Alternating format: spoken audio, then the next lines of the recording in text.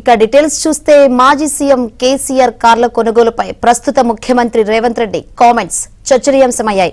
6 గ్యారంటీల దరఖాస్తు ఫామ్ల ఆవిష్కరణ సందర్భంగా సచివాలయంలో సీఎం రేవంత్ మీడియాతో మాట్లాడారు.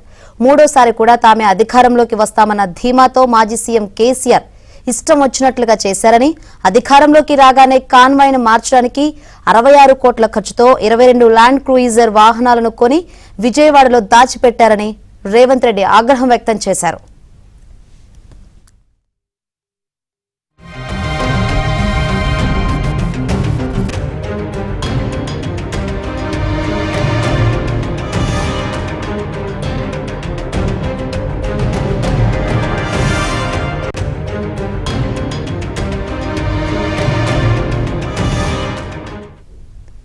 కాన్వాయ్ కోసం కొత్త వాహనాలు కొనొద్దని, ఖర్చు పెట్టొద్దని చెప్పిన కానీ అంతకుముందే 22 ల్యాండ్ క్రూయిజర్లు కొత్తవి కొనుగోలు చేసి దాచిపెట్టిండ్లు.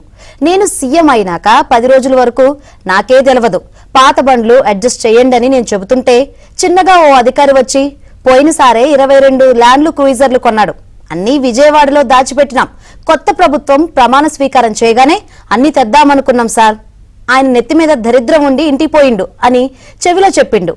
అన్ని వందల వేల వాహనాలు ఉన్నప్పుడు అవి కొనే అవసరం ఎందుకు వచ్చింది? ఒక్కో వాహనానికి 3 కోట్ల చొప్పున అవుతుంది. మరి బుల్లెట్ ప్రూఫ్ చేస్తే ఇంకా కొంచెం ఎక్స్ట్రా అవుతుంది.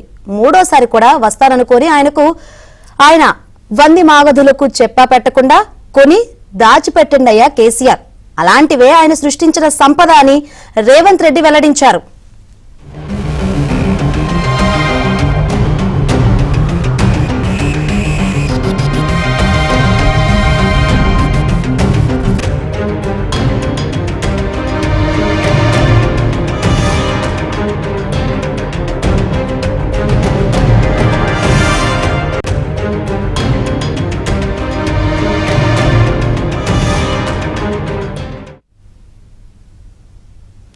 కేసీఆర్ అధికారంలో ఉండగా తన కాన్వాయ్ కోసం కొనుగోలు చేసిన ఈ వాహనాల్లో 20 కార్లు బుల్లెట్ ప్రూఫ్, శాటిలైట్ టెక్నాలజీ హంగులు సంతరించుకొని డెలివరీకి సిద్ధమయ్యాయి. భద్రతా పరంగా దుర్భేద్యంగా తీర్చిదిద్దడం కోసం అప్పటి కేసీఆర్ సర్కార్ గత ఏడాది ఏప్రిల్, మే నెలలో దశల వారీగా ప్రత్యేక కార్గో విమానం ద్వారా విజయవాడ సమీపంలోని వీరపనేనిగూడెం ఇండస్ట్రియల్ పార్కు పంపినట్లు తెలిసింది. ఆ ఇండస్ట్రియల్ పార్కులోని త్రిహాయని ఇంజనీరింగ్ వర్క్ ప్రైవేట్ లిమిటెడ్ సంస్థ వాటికి బుల్లెట్ ప్రూఫ్ పనులు చేపట్టింది.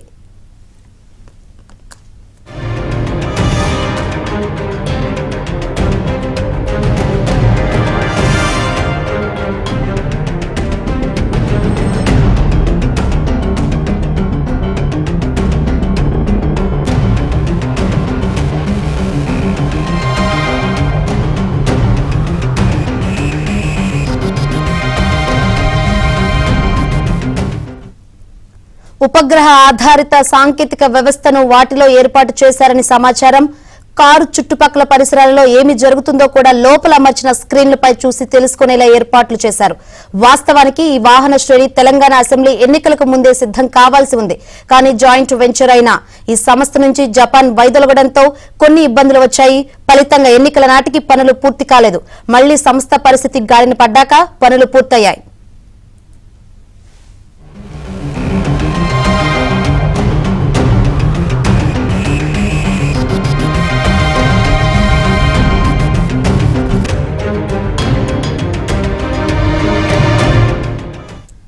ప్రభుత్వ సొమ్ముతో కొన్న వాహనాలు కాబట్టి డెలివరీకి సిద్ధమైన ఈ వాహనాలను రేవంత్ సర్కార్ తీసుకోవాల్సి ఉంది. అయితే భద్రత కట్టుదిట్టాలకు దూరంగా ప్రజలకు దగ్గరగా ఉండాలనుకునే రేవంత్ రెడ్డి ఈ కాన్వాయ్ను ఉపయోగిస్తారా లేదా అన్నది ఇప్పుడు చర్చనీయాంశంగా మారింది. ఎందుకంటే రేవంత్ సీఎం అయినప్పటి నుంచి ఆయన కామన్ మ్యాన్ గానే ఉంటున్నారు. రహదారులపై తన కాన్వాయ్ కోసం ట్రాఫిక్ ఆపొద్దని పోలీసులకు చెప్పేశారు. గడీల పాలన నుంచి ప్రజాపాలన మొదలైందని మొదటి రోజు నుంచే చెబుతూ ఉన్నారు. చెప్పినట్లుగానే ఫుల్ సీఎంగా వ్యవహరిస్తున్నారు. సర్కార్ కార్యకలాపాలన్నీ సచివాలయం నుంచి నిర్వహిస్తున్నారు. తన పర్యటనలకు ప్రత్యేక విమానాలు కాకుండా మామూలు ఫ్లైట్ లోనే వెళ్తున్నారు సీఎం రేవంత్ రెడ్డి. ప్రజలకు చేరువ కావాలంటే సింపుల్ గా ఉండాలని తరచూ చెబుతున్నారు. నేను కొత్త బండ్లు కొనను, ఖర్చు పెట్టానని చెప్పిన. మీకు తెలవాల్సింది ఏంటంటే 22 ల్యాండ్ క్రూజర్లు కొని కొత్తవి దాచిపెట్టారు. నేను సీఎం అయినాక 10 రోజుల వరకు నాకే తెలియదు. నేను పాత బండ్లు ఏదో అడ్జస్ట్ చేసి అన్ని రిపేర్లు చేయండి చూసి ఇచ్చేయండి అని నేను చెప్తుంటే చిన్న ఒక అధికారి వచ్చి షోలో చెప్తున్నాడు, సార్ పోయినసారి 22 ల్యాండ్ క్రూజర్లు కొన్నాడు, అన్నీ విజయవాడలో దాచిపెట్టినాం సార్, కొత్త ప్రభుత్వం ప్రమాణ స్వీకారం చేయగానే అన్నీ తెద్దాం అనుకున్నాం.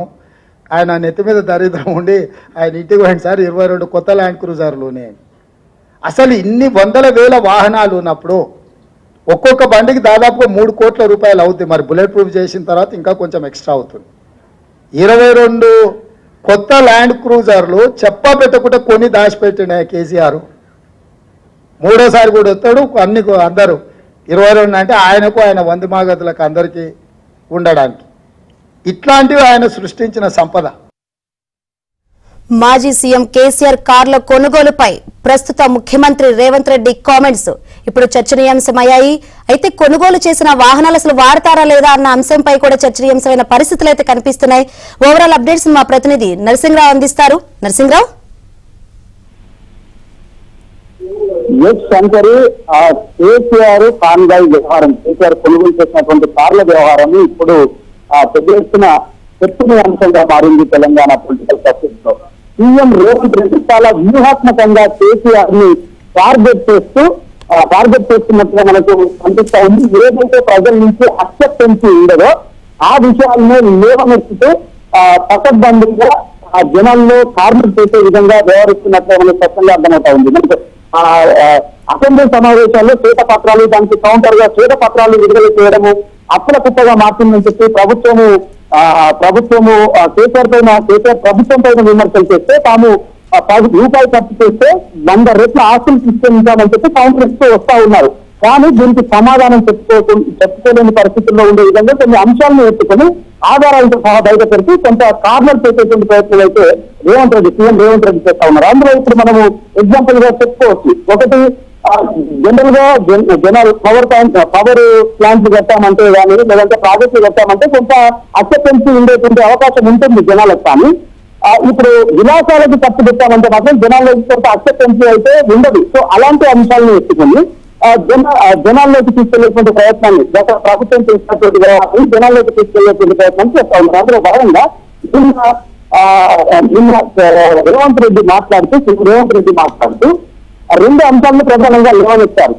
40-50 సంవత్సరాల ఆయుష్ ఉన్నటువంటి భవనాలను కూర్చి ఆ స్థానాల్లో భవనాలను కట్టి సంపద సృష్టించామని చెప్తా ఉన్నారు. ఇది సంపద సృష్టి అవుతుందా అని చెప్పి మాట్లాడారు. అంతేకాకుండా వాహనాలను ఒక్కొక్క కారు 3 కోట్ల విలువైనటువంటి కారు 22 కార్లని 66 కోట్లు పెట్టి ఇంకా వాటికి బుల్లెట్ ప్రూఫ్ పెడితే ఇంకా అదనంగా కూడా ఖర్చు అవుతుంది. సో ఇంత ఖర్చు పెట్టి వీటిని కూడా సంపద కింద చూపిస్తా ఉన్నారు. సో ఇది సంపద కిందకి వస్తుందా అంటే కొంత కార్నర్ చేసేటువంటి ప్రయత్నం చేస్తూ ఉన్నారు. నిజానికి ఈ పథకాల విషయంలో రివర్స్ అటాక్ చేస్తున్నటువంటి బీఆర్ఎస్ పార్టీ కూడా ఈ అంశాల్లో అనుకున్న స్థాయిలో కౌంటర్ చేసుకోలేనటువంటి పరిస్థితి అయితే కనిపిస్తా ఉంది. ఇప్పుడు కార్ల వ్యవహారం ఉంది.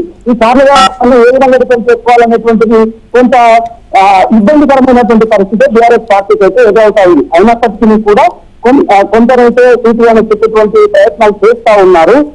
ప్రధానంగా ఇటు భవనాలను కట్టినా ఏది చేసినా కానీ గతంలో ముఖ్యమంత్రిగా ఉన్నప్పుడు ఇలాంటి విమర్శలు వచ్చాయి. ప్రగతి భవన్ నిర్మాణం సందర్భంగా కూడా విమర్శలు ఇచ్చినప్పుడు గట్టిగానే మేము తిప్పి కొట్టాము, గట్టిగానే చెప్పాము. ఇది ఏది కూడా కేసీఆర్ ఆస్తి కాదు, ముఖ్యమంత్రి అధికారిక నివాసము.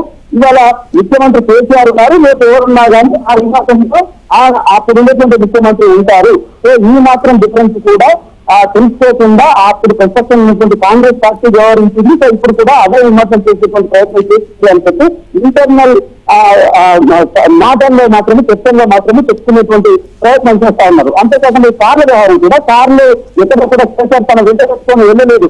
ఆనాడు ఉన్నటువంటి పరిస్థితుల్లో భద్రతా సిబ్బంది చెప్పినటువంటి సూచనల మేరకు బుల్లెట్ ప్రూఫ్ వాహనాలను సిద్ధం చేశారు. సో ఇప్పుడు వాటిని ఇప్పుడు ఉన్నటువంటి ప్రభుత్వం వాడుకోవచ్చు కానీ ఏదో తప్పు చేసేది అన్నట్టుగా పట్టగలిసి నివేసేటువంటి ప్రయత్నం అయితే చేస్తా ఉన్నారు. ఇది సరైనది కాదు అని చెప్పి చెప్పుకునేటువంటి ప్రయత్నం అయితే చేస్తా ఉన్నారు. కానీ ఓవరాల్ గా వచ్చినప్పటికీ మాత్రమే ఈ వ్యవహారం కొంత బీఆర్ఎస్ పార్టీని ఇరికిన పెట్టినట్టుగానే కనిపిస్తా ఉంది.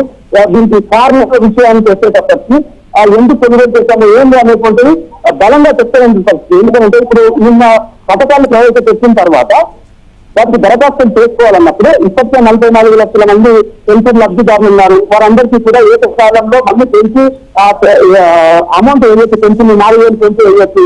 కానీ మళ్ళీ దరఖాస్తు ఎందుకు చేసుకోమంటున్నారు?